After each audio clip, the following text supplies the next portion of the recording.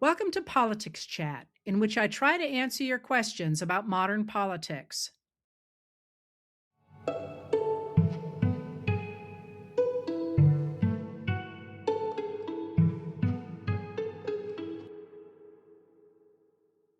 Hi, everybody. How are you? I hope you had a memorable Memorial Day and had some family time or friend time over the long weekend. And here we are running fast into the summer.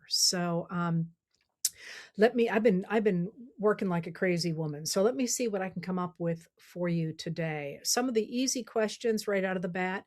You asked who was paying for the UFC cage in front of the White House. I can't believe I just said that, but here we are in 2026. And the answer to that is UFC is paying for it. And I did write about this the other day, and you should be able to find it by searching for UFC because I rarely write about UFC. I do some, but rarely. And I wrote about it, I'd say, within the last 2 weeks. And the idea is that UFC is paying for the event in front of the White House on Trump's birthday, his 80th birthday, and that theoretically the tickets are free, but Trump has control over a big packet of those tickets, and he is putting them inside uh, packages for donors. And nobody is saying where the donations that begin, I believe, at $1 million are going.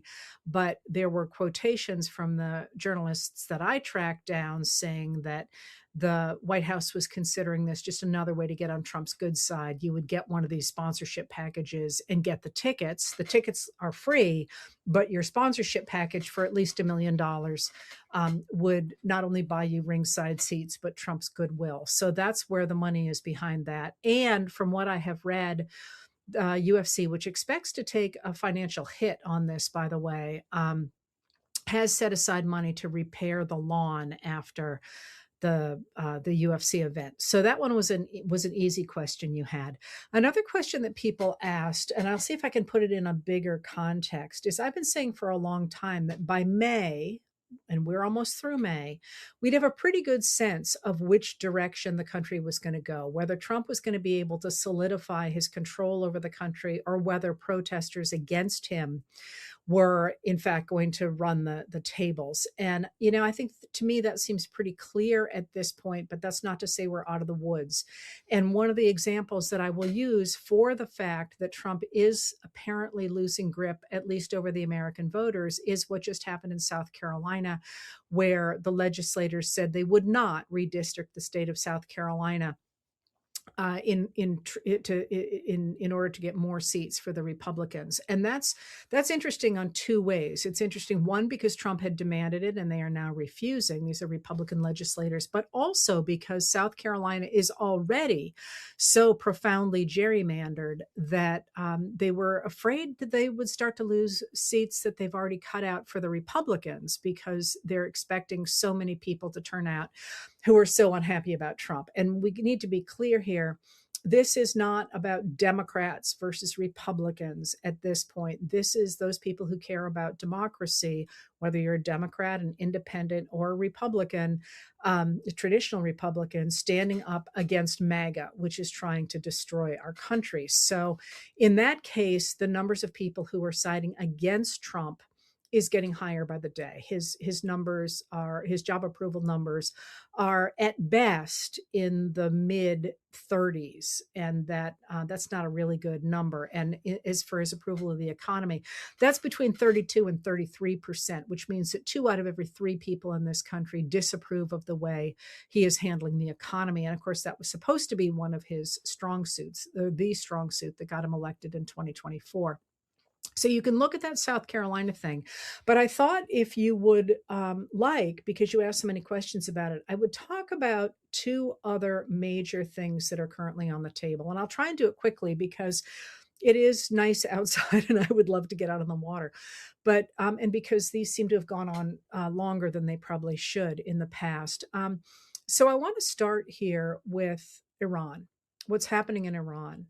And I don't think that this is, there's any way to spin what's happened in Iran as a good thing for the United States of America. Now, a number of Republicans, including people like Senator Wicker from Mississippi, who is the chair of the Senate Armed Services Committee, have tried to argue that by knocking out a lot of Iran's traditional navy, for example, that Trump has done something to weaken Iran. That is it's possible, I suppose, but in this moment, when what we're seeing is the real rise of um, uh, drone warfare and what the drones can do in the Strait of Hormuz. I'm not sure that still holds anymore. But one of the ways to think about Iran is, and what's happening with Iran is that, Trump made the decision on February 28th to go into Iran, and he expected, along with Israel and the Prime Minister of Israel, Benjamin Netanyahu, to do a quick strike on Iran and get out. And he thought it would look something apparently like his strikes on Venezuela, which gave him a lot of say over Venezuelan oil and put in place there an administration that was much more amenable to working with the United States than the previous one, even though it's the same political party. It's a different leader, and there's been no regime change there. He just got somebody who was willing to work with him, and it looked pretty much like that's what he was trying to do in Iran. We've heard that there were attempts to put a certain person in control of Iran, and that went bad from the beginning. But the bottom line is that didn't happen. That is, Israel and the United States went in guns a-blazing. And what happened was that the regime in Iran stayed in place with different leaders, younger leaders, and they exercised power over the Strait of Hormuz. They took control of the Strait of Hormuz because they are able to do that thanks to things like mines in the strait and thanks to drone warfare, and also just the threat of those things, because, of course, oil tankers going through the Strait of Hormuz are flammable, right?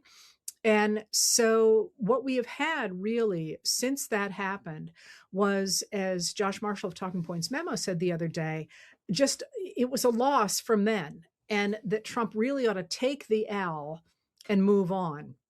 But he can't begin to accept the idea he might have lost at something, because his entire MO has been to exercise dominance over other people, and to, that it's not a question of negotiations for him. He has to win. He always talks about the art of the deal and so on. And the trick to that is that he doesn't actually do that. What he has done repeatedly in his life is he's screwed up, and there was always someone there to fix it. There was his father, or there was Alan Weisselberg, who was the chief financial officer of the Trump organization, or there was Roy Cohn, or there was, one person after another. In this first term, he had advisors around him who literally went so far as to take stuff off his desk so he wouldn't sign it, recognizing what an error it was. And he doesn't have those people now. So he is really up against the wall, and does not seem to be an escape hatch. I don't see an escape hatch. And I've spent a lot of time just thinking about, like, almost always there's a way out of something. In this case, he really has kicked a hornet's nest. But what he keeps apparently trying to do is to declare that he has won on social media, for example, and then, with the hope that he could just sell it and walk away. And when he does that, Iran keeps coming up and going, no, we didn't agree to that. That's not actually the way it's going to be. And then, as these rumors come out that he has agreed to something that looks significantly worse than the conditions we had before he went into Iran on February 28th, and they took over the Strait of Hormuz, then he backs off and he starts saying incredibly belligerent stuff again. And he basically says, I can bomb them into oblivion anytime I want. And then, of course, there's no negotiations, because Iran says, well, we're not going to talk to you when you're acting that way. So we've got this L hanging out over Trump, but over the United States of America, because have you looked at the prices lately? And this is one of the things that people are going to feel really, really keenly over the course of the summer, is not only the hike in gasoline prices, but also the hike in diesel, because every article that comes to your stores locally goes on a truck, and the price of diesel is like eye popping right now. the fishermen here all use diesel, so I watch that.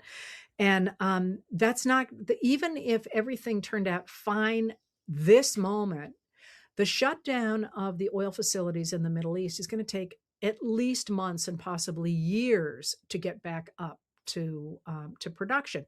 Now, a little bit of an aside here.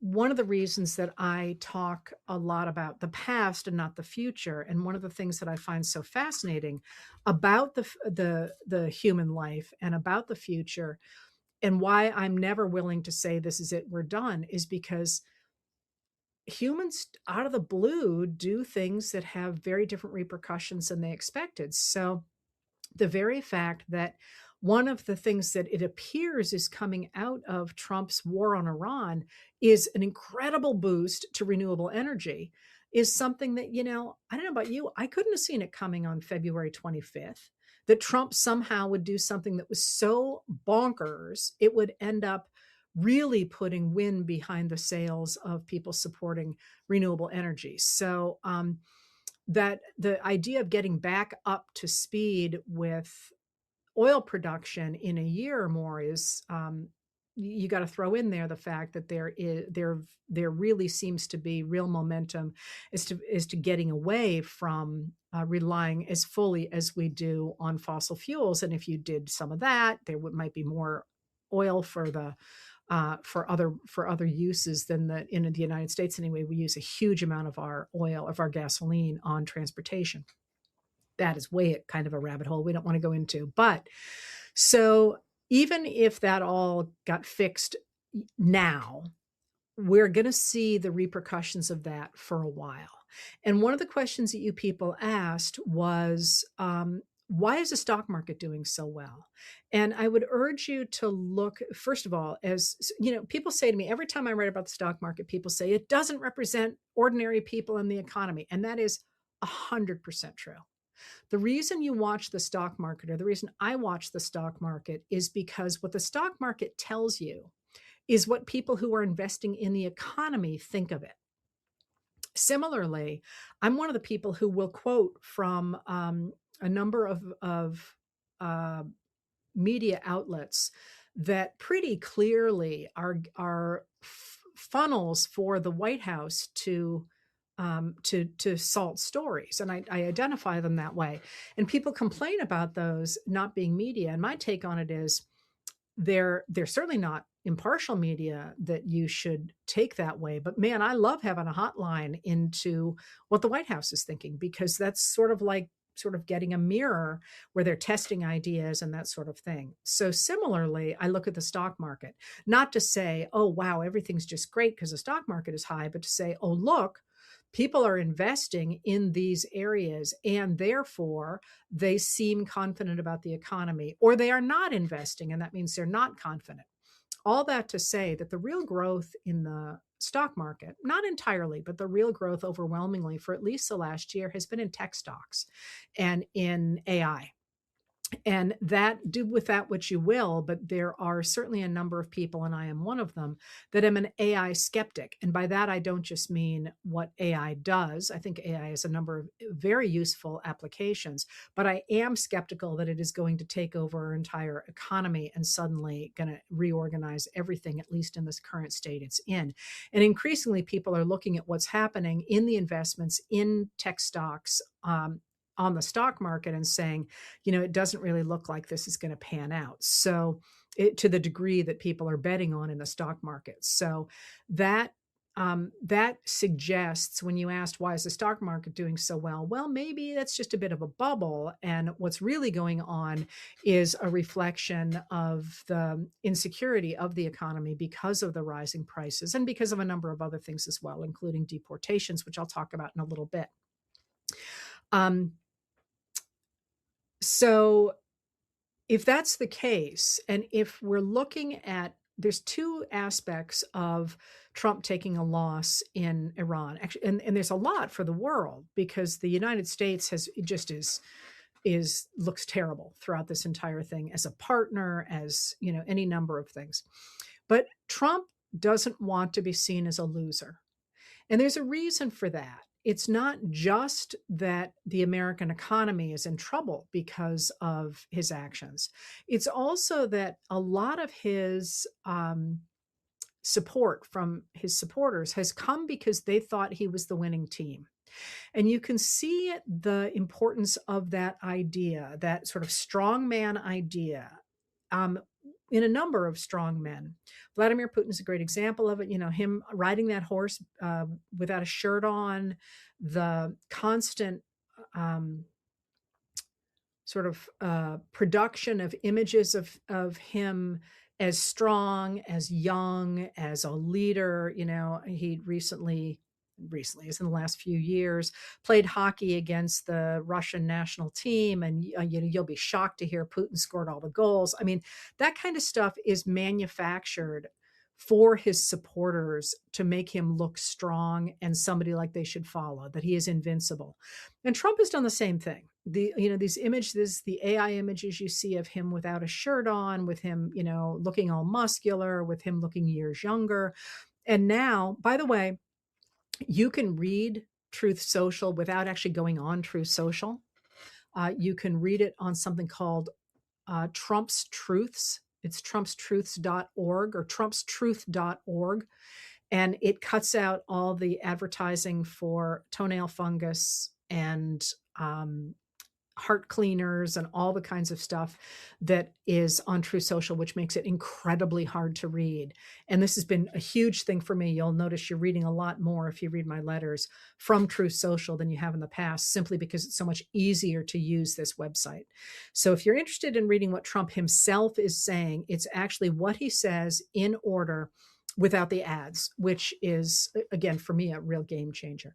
Anyway, on Truth Social, he has been increasingly, for a while now, he's been doing it, but he keeps posting articles that say Trump is getting younger than ever. China loves Trump. Trump is, you know, the best thing ever. And he is increasingly attacking Democrats with really childish expressions, you know, the Democrats. And I don't know if you heard the other day him saying that he was going to spell it without a B because lots of people don't know there's a B in dumb. Seems an occasion on which he might be talking about himself. But that idea of being a winner, you know, stick with me, kid, I'm a winner, that is central to his self-identity, but also to his political identity. And I don't know how he's going to get out of that, of Iran, without taking an L. And that's a really, really big deal for him. Now, one of the things he could do, as he keeps threatening to do, is to attack Iran again with massive force. That's going to be a really problematic thing for him to be able to do. First of all, American munitions are low because of the other strikes that he's had. He's struck a number of countries during his presidency so far. I think we're up to 8 or 9, actually. But also because Iran pretty clearly, if he does that, will turn around and hit oil production facilities in the rest of the Middle East. And that moves us all backward rather than forwards. So it's not clear that Trump will do that. Now, one of the things that you asked about was why he called cabinet meeting at Camp David. And that was actually, I think, really interesting. They have now called that off because it's going to rain at Camp David, but or so they say. But there's a couple of things there, I think. One is that Trump doesn't like to do stuff at Camp David, but he does recognize the significance of Camp David. And when he was making a deal with the Taliban in 2020, February 29th, 2020, I remember because it was the 29th, he made the deal with the Taliban that cut out the Afghanistan government altogether, and that he and the Taliban came up with the withdrawal of the U.S. troops from Afghanistan. And that's, you know, the mess he left Biden with. But he wanted initially to do that at Camp David. And his advisors said, you just cannot have the Taliban to Camp David, because he recognized the significance of Carter's Camp David Accords, and he would like to do something similar. So he might be doing it because of that. He might also be trying to make it look like he's doing something, because right now the Republicans aren't really doing anything and haven't for a long time. The Congress is incredibly ineffective. And recently, on the Thursday before the long weekend, House Speaker Mike Johnson sent the House and the Senate the Senate went as well home early because it was clear that the House was going to pass a war powers resolution telling Trump to get out of Iran. And Johnson didn't want that, so he threw them out. He told them all to go home, and they're gone this week, and they come back on June 2nd. But think about what that means. The Speaker of the House would not call a vote for something that the majority of his own party members want. I'm sorry, not the majority of his own party members, but that his own party members with the majority of the House of Representatives would pass because it would hurt the president. Our representatives couldn't vote on something because of that. And that, I think, suggests the both the imbalance in our system, but also how unpopular what Trump is doing actually is. So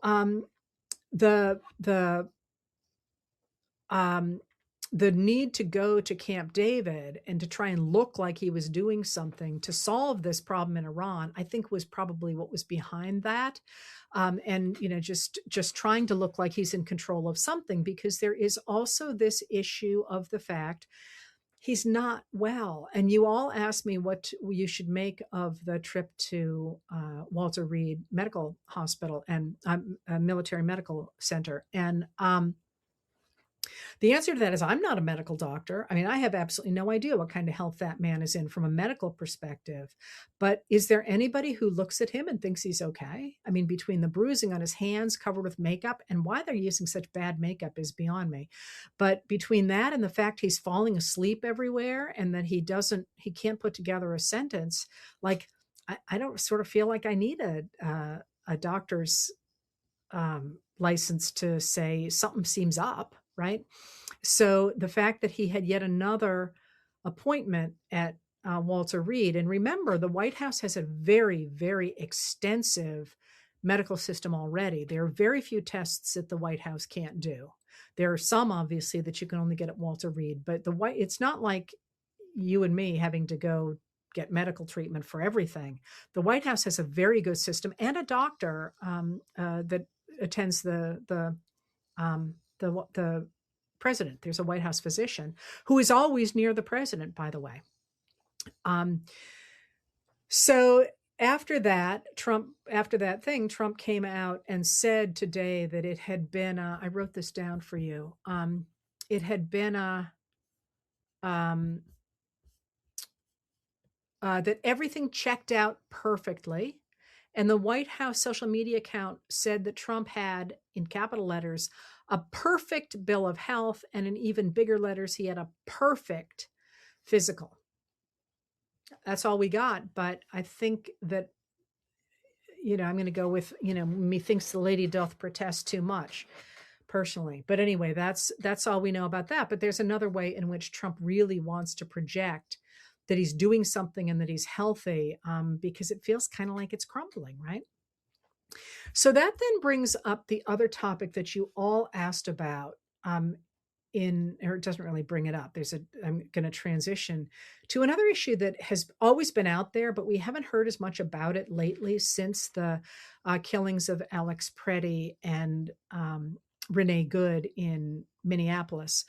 Because at that point, if you remember, the White House got rid of Greg Bovino, who had been leading the Border Patrol. Just to be clear again, Border Patrol is a piece of the Customs and Border Protection, which is the whole agency that sits parallel to things like the Immigration and Customs Enforcement, or ICE.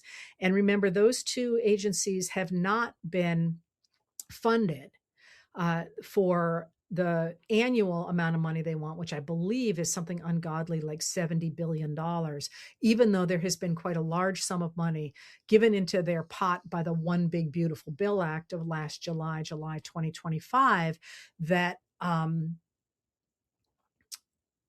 funded them for years to come now to hire a lot of people and to create these big detention facilities and so on. So that there's been a real effort, I think, to quiet what was happening with immigration, in part because the Republicans really wanted to get this funding through, even though Americans are really unhappy about what the ICE and Border Protection have been doing. I'm sorry, not Border Protection, Border Patrol have been doing.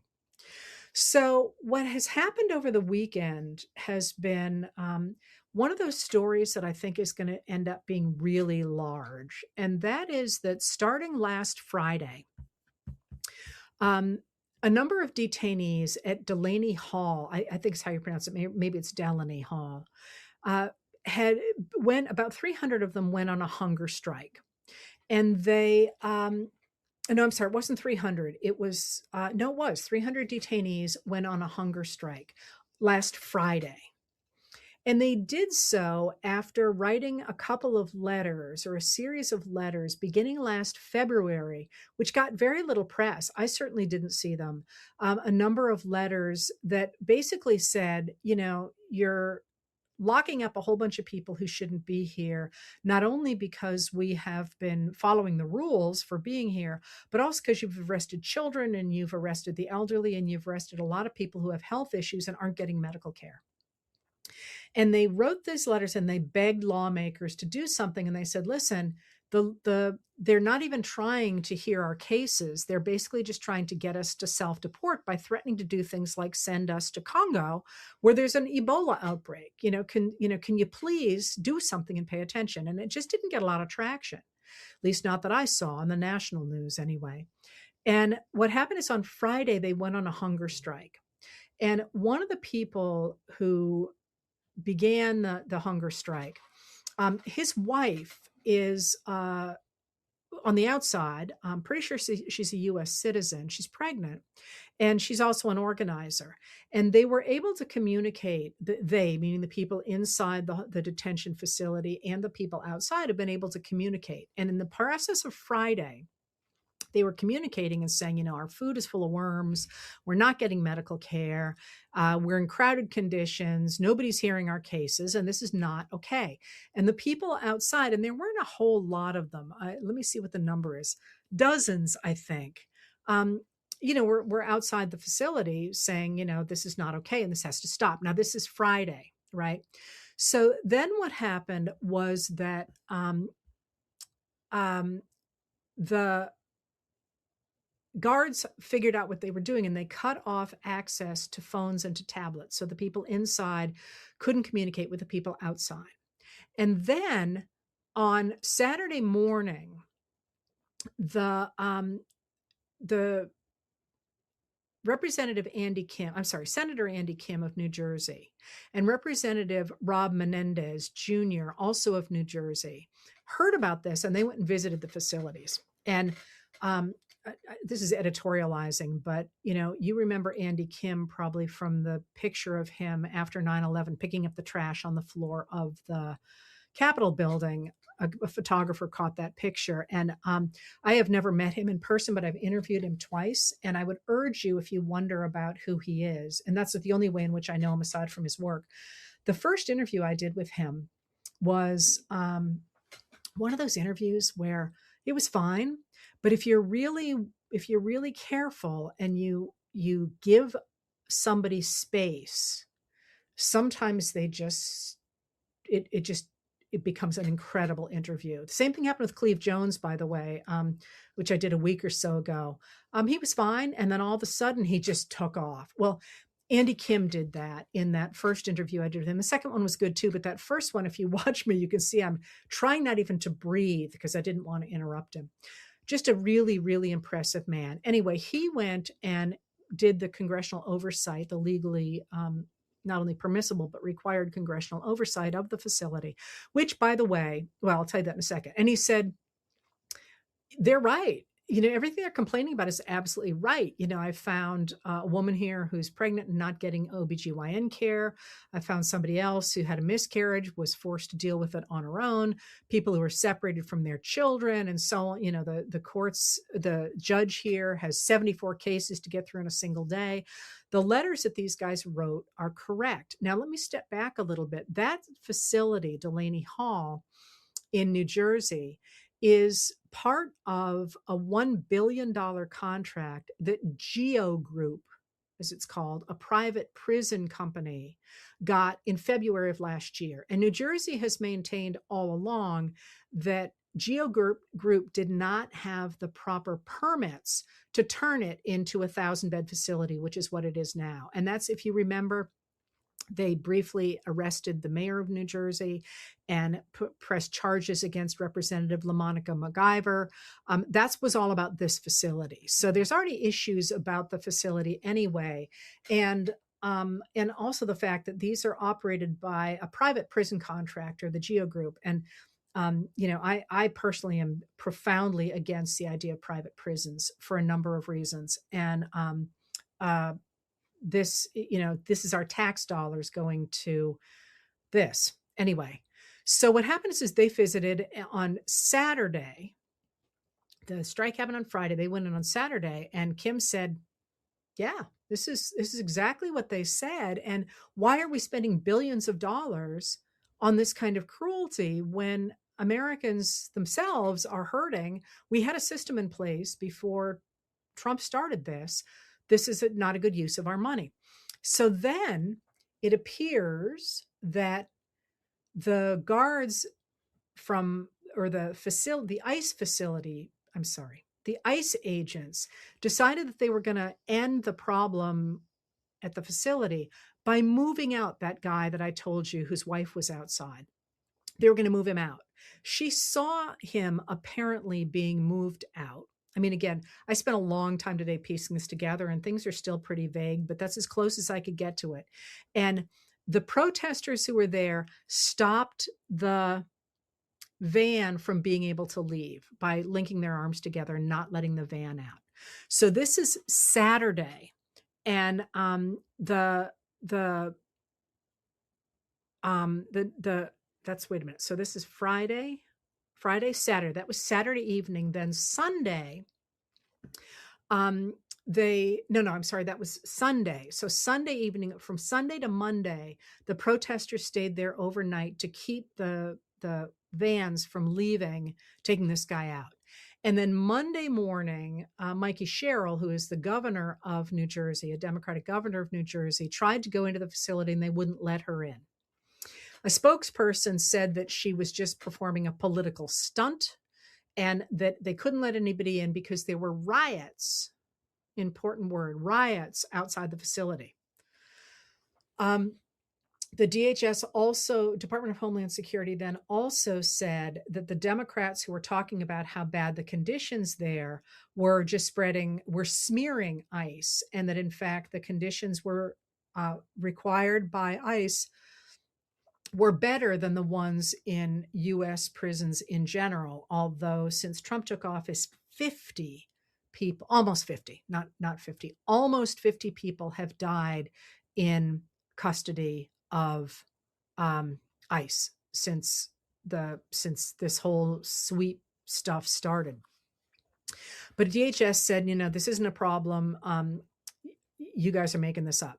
So on Monday, so yesterday, today's Tuesday, on Monday, the Democrats show up again. So we have Senator Andy Kim, Mikey Sherrill, the governor, and Representatives Nellie Poo, LaMonica MacGyver, and I'm not sure Menendez was there or not, show back up along with about 150 protesters. And there's images of the ICE agents on the one hand and Andy Kim sort of trying to get in between both sides. And, they're yelling at each other.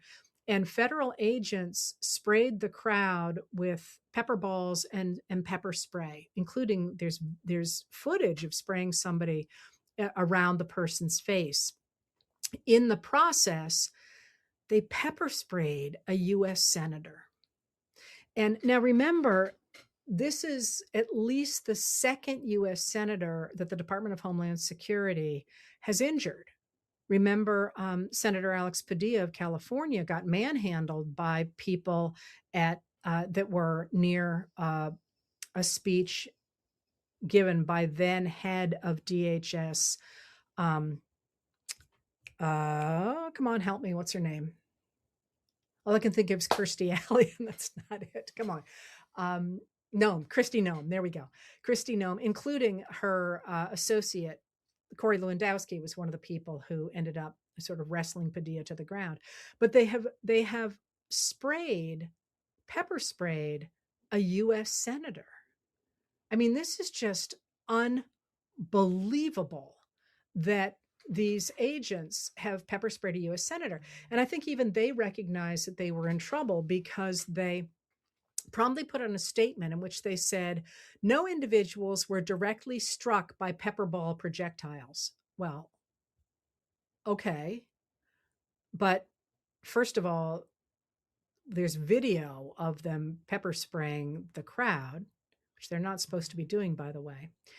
And then they went on to call the protesters dangerous rioters and said by obstructing their ability to take this guy out to a different facility, they had committed a federal crime.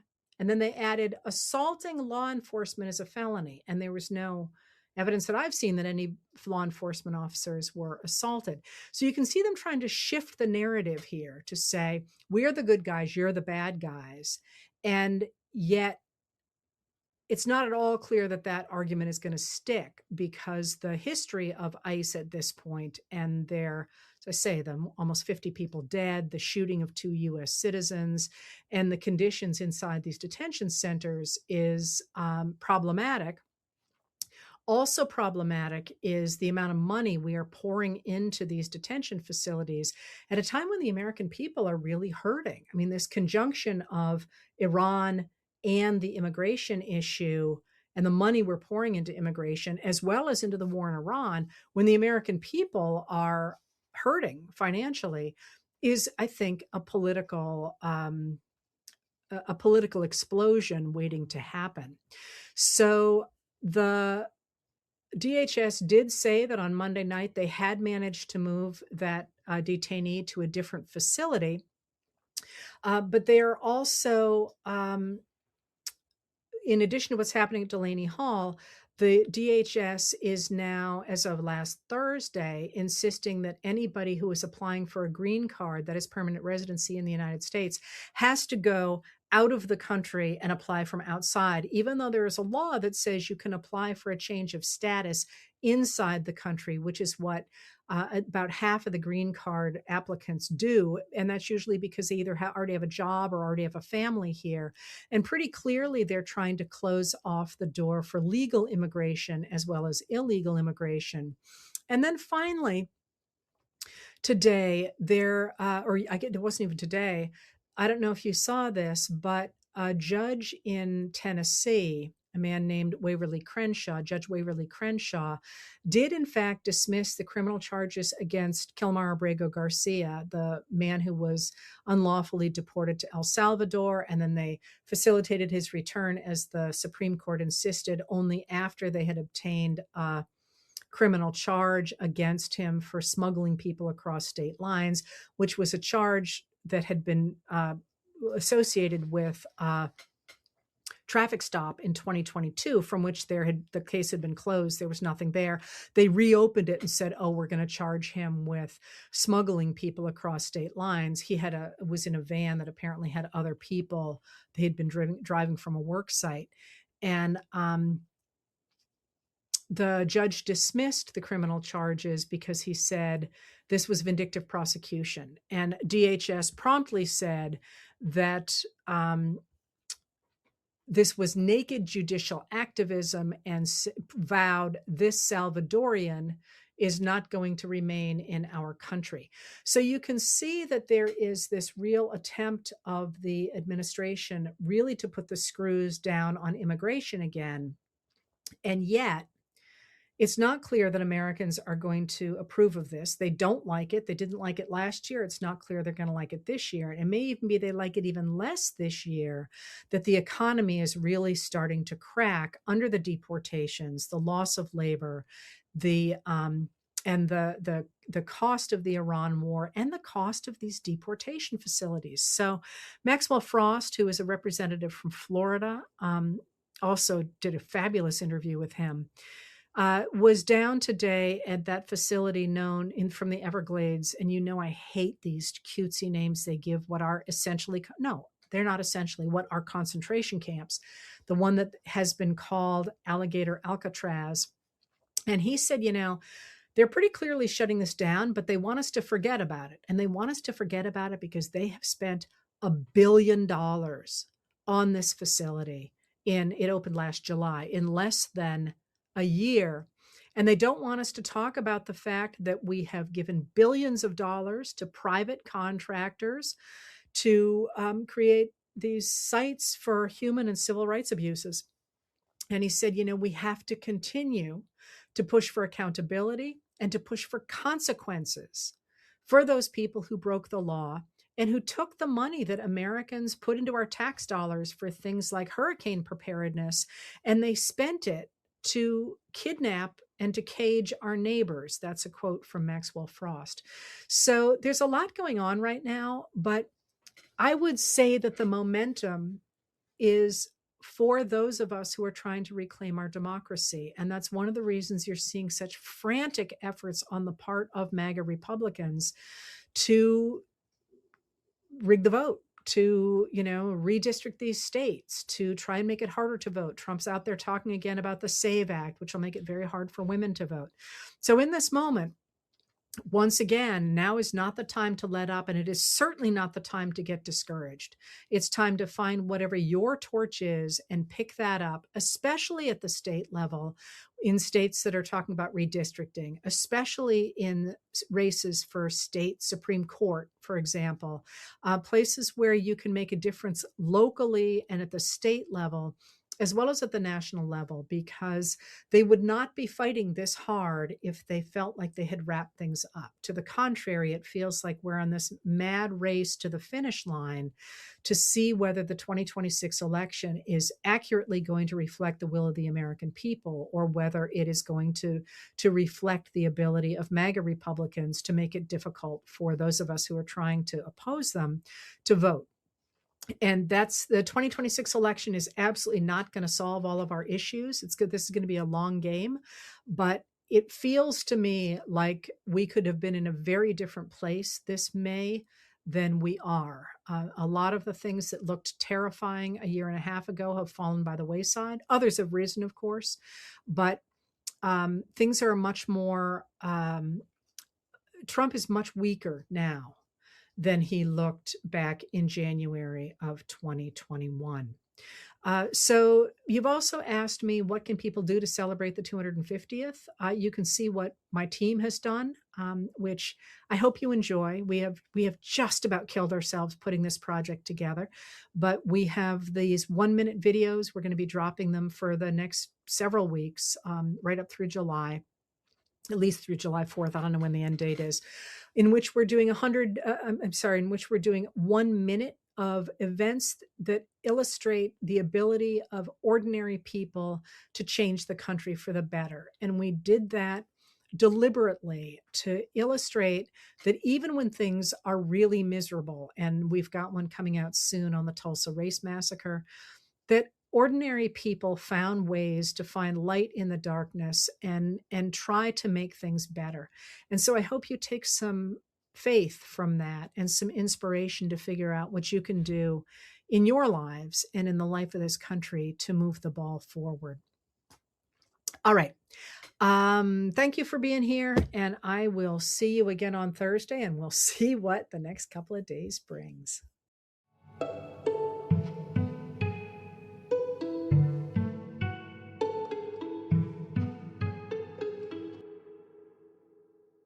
If you'd like to tune in live, I record these chats on Tuesday and Thursday at 6 p.m. Maine time on both my YouTube channel and my Facebook page. If you want to hear more from me, I write Letters from an American every night. It's available on Substack and on Facebook, and the audio version of the nightly letter is available the following day wherever you get your podcasts. And finally, on Saturday mornings, I talk with Dr. Joanne Freeman, the historian of the early republic, professor, and dear friend, about history and politics. We call our talks What the Heck Just Happened, and you can find them on YouTube. Politics Chat is produced by Lauren Westfall, music by Andrea Von Kampen.